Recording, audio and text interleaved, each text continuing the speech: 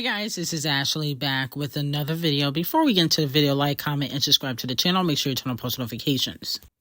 So Nicki Minaj's and Lil Uzi's, everybody has now sold over 500,000 units in the US. And Nicki Minaj's FTCU has also sold over 500,000 units in the US. So she got two new singles that have been officially certified gold, okay? And this is without music videos. You know, the music videos haven't came out for the singles yet, but obviously FTCU and everybody is the fave. And even from when I first listened to the album and I did my review, I said Everybody is a hit record. It's going to be the song that everybody is going to gravitate to, no pun intended. Now, Everybody was, recently sent to pop radio, but FTCU still doesn't have a lot of radio. And, she didn't have to get half naked for the album cover, okay, or twerk with her butt hanging out of her clothes. She didn't have to do that, okay, because Nicki Minaj, her career is based on talent, not gimmicks. The other female rappers, no shade. Maybe the exception would be Doja, but the other female rappers have to shake their behind and get naked on their single and album covers to sell records. Nicki Minaj doesn't have to do that, and plus she was blackballed by the industry, okay? So this is definitely a good sign for Nicki Minaj, and hopefully we get the music video soon. Now, moving on from that, Nicki Minaj has gotten a new management team. It has been reported by Polestar that Nicki Minaj is being represented by WME's agency, okay?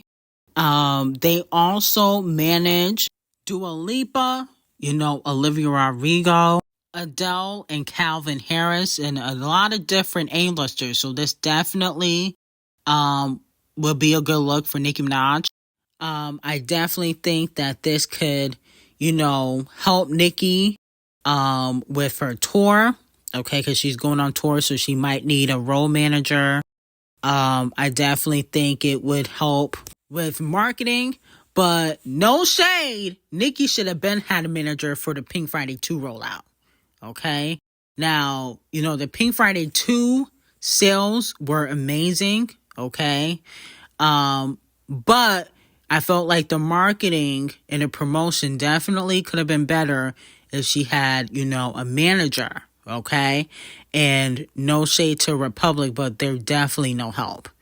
The next thing Nicki should do is try to get up out of Republic, but I know that her new label, Heavy on It, is under Republic, so she might not be able to do that, but they definitely do not help her at all. Okay, Nicki Minaj moves like an independent artist, when it comes to Republic, but she has a phenomenal fan base, so she don't really need a lot of promotion and marketing, but it would help, because the other big A-listers, they get that.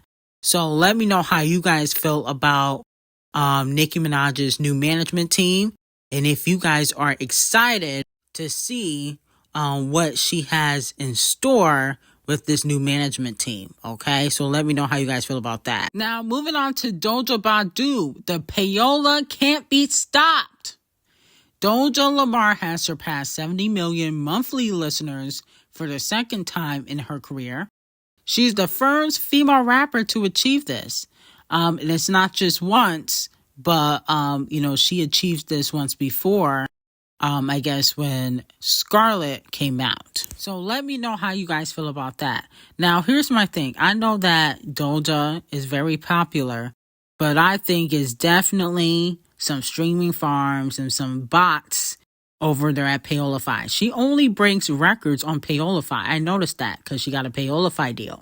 And no shade, you got 70 million listeners on Paolify, but you couldn't sell 100K first week. When you had Scarlet come out, you couldn't even do 100K first week. And I'm not even talking about in-person sales. I'm just talking about together, including streaming. and you got all these listeners and billions and billions of, streams. So it's just not adding up. No shade. But I do think Doja Cat's talented. Agora Hills is still one of my favorite songs.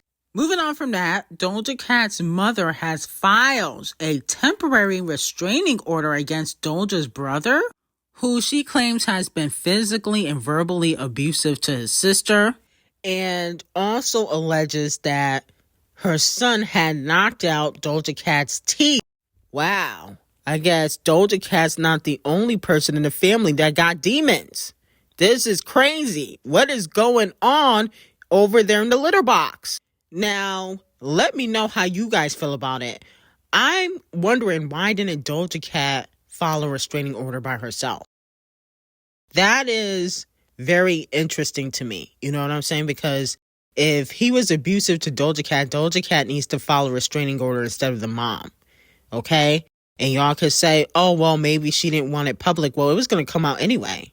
It don't matter if, the mother or Doja Cat filed, because they're related. So it was going to come out anyway. And I wonder what Doja Cat's boyfriend thinks about this, considering that he has an abusive past too. But anyway, let's pray for Doja Cat and her mom, and hopefully they get the justice that they rightfully deserve. Now, Criminal B gets a major cosign from one of the biggest legends in the game, especially in the comedy world. And Mr. Katt Williams is working on a posthumous Tupac album. And allegedly, according to what he said on Suge Knight's podcast, he wants to include Cardi B on the album. Okay? So let's take a listen to what he had to say. Cardi on the project, which is that true? Absolutely. Absolutely. And the Hustler of the Year award goes to where we know it should go. Ladies and gentlemen, Cardi B. Now, here's my thing. Katt Williams just did an interview talking about puppets and industry plants, okay, in the industry, calling everybody out. But you gonna do a collaboration on a Tupac album, and this man is dead. And you're going to do a posthumous Tupac album, okay, because of Suge Knight with his old ass, with the #1 industry plant in female rap. I mean, come on, that's hypocritical, okay? Now, if this happened, I would have to give Mr. Katt Williams Donkey of the Day, and unfortunately, I'm going to have to drag Criminal B, okay? Now, y'all may say, oh, you always drag her. Well, it's going to be 10 times worse. She needs to stay away from Rap Legends albums, okay? You can collaborate Sexy Reg and Megan Thee Stallion, but you know damn well you should not be on no Tupac song. So she needs to sit the F down, and Katt Williams is a hypocrite. No shade. Moving on to Scratch Off. So word on the street is that Scratch Off got another collaboration with DJ Khaled. Now, if you guys remember, DJ Khaled was on the Low Energy remix with Mariah Carey, okay? Originally, she wanted Nicki Minaj on the record. That's one of the reasons why she was upset at Nicki, was because Nicki didn't hop on it. But, Big Khaled and the Queen of Christmas hopped on the record, and I think it went as high as #3. Didn't go #1, but it went to #3 on the Payola Hot 100. So let me know how you guys would feel about Scratch Off doing another record with DJ Khaled. I feel like the record would flop. If there's not another A-list artist on the record, it's gonna flop. Big Bussy Khaled needs to stick to doing Champagne Thickums collaborations so he can chart.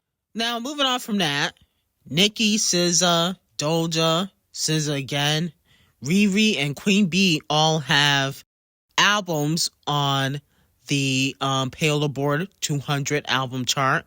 Nicki being the highest at #4 for a black female artist to be charting. And fans are talking about how Anti is still out charting Renaissance. I'm like, wow. That's actually very impressive. And fans are saying that Anti is overall a better album than Renaissance. Interesting.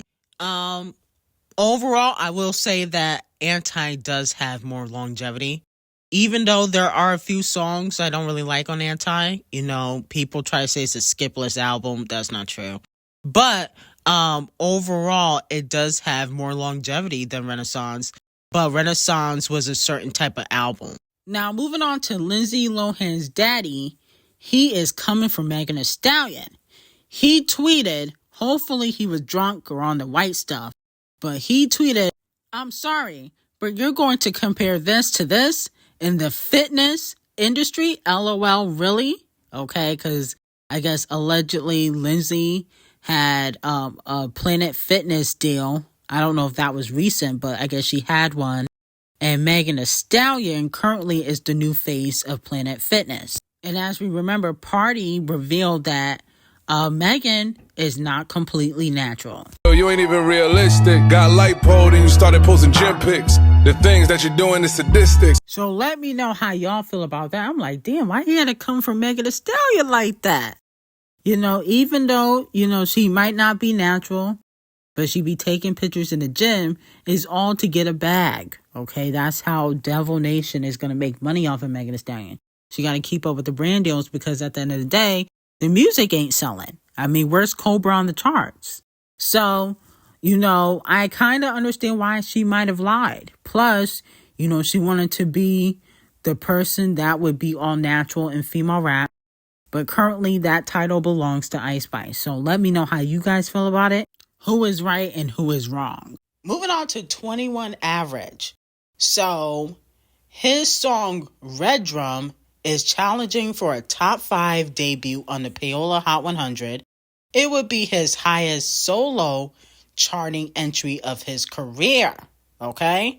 Now, he's only doing 135,000 first week and only 4,000 in per sales.